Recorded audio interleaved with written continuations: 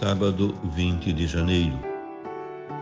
Meu querido irmão, minha querida irmã, estamos entrando na sua vida e muito gostaríamos de entrar no seu coração para aí semear a palavra de Deus, que é sempre a grande orientação para a nossa vida.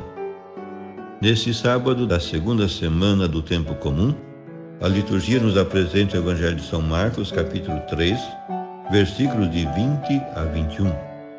Naquele tempo, Jesus voltou para casa com os discípulos. E de novo se reuniu tanta gente que eles nem sequer podiam comer. Quando souberam disso, os parentes de Jesus saíram para agarrá-lo, porque diziam que estava fora de si. Meu querido irmão, minha querida irmã, é próprio do evangelista Marcos sublinhar os aspectos difíceis da missão de Jesus. O evangelho de hoje é prova eloquente disso. Na sua brevidade, é de grande dureza. De fato, raras vezes se apresenta nas páginas evangélicas o conhecimento da identidade mais profunda de Jesus. Esta passa despercebida às multidões que procuram entusiasmadas o Rabi de Nazaré e veem as suas prodigiosas curas. Os seus próprios discípulos estão longe de entender quem é. Hoje são os seus parentes que vêm para tomar conta dele e levá-lo, porque diziam que não estava no seu juízo. Ainda que a expressão não tenha mais alcance do que lhe damos na linguagem comum para nos referirmos a quem sai dos cânones habituais de conduta, perdeu a cabeça, está louco, não deixa de ser doloroso para Jesus. Dura a sina de Cristo, como a de todos os profetas. Viver na mais absoluta solidão e incompreensão, até ser excêntrico, inclusive para os seus. Nem sequer os seus acreditavam nele, anota o evangelista João. A esse julgamento depreciativo, somar-se-á o dos escribas, vindos de Jerusalém, que acham que Jesus está endemoniado. A passagem evangélica de hoje remete para aquela outra em que Cristo baseia os verdadeiros vínculos de parentesco espiritual com ele no cumprimento da vontade de Deus, e antecipa a rejeição de que, por falta de fé, será objeto o Senhor na sua pequena cidade, Nazaré.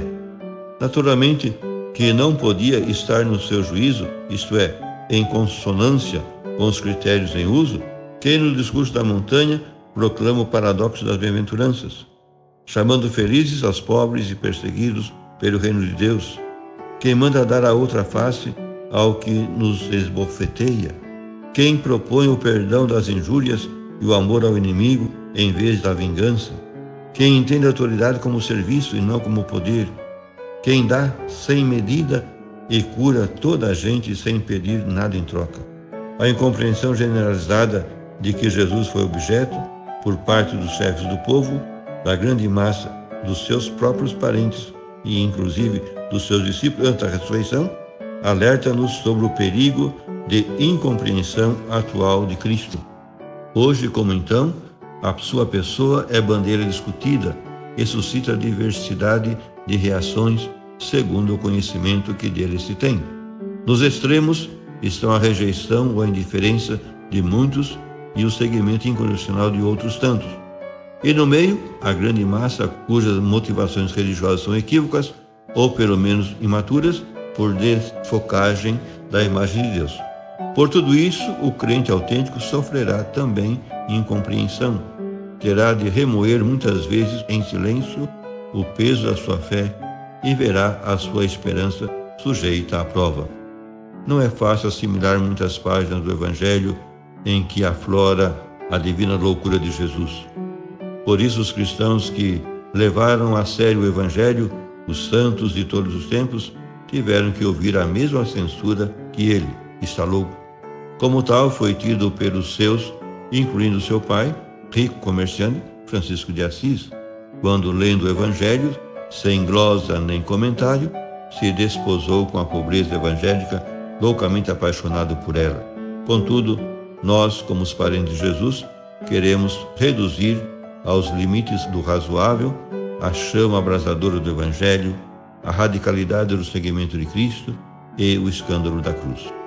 Se os santos tivessem pensado em termos razoáveis, nenhum teria escalado o cume da santidade.